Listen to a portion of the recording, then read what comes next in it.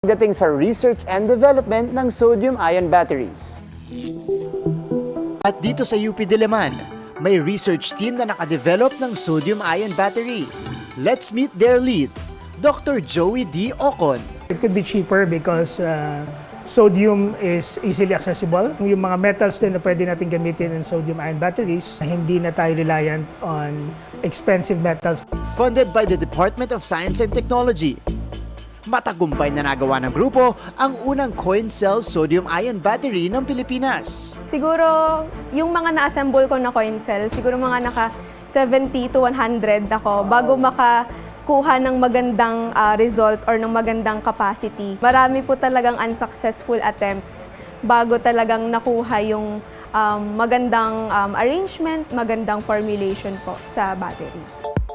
At ngayon, masusubukan natin bumuo nito. Dito po natin i-assemble yung battery natin sa glove box dahil sensitive po to moisture and air yung mga components natin.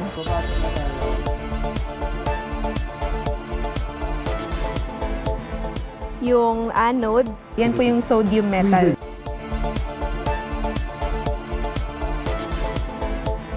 Yan, meron na tayong sodium-ion battery.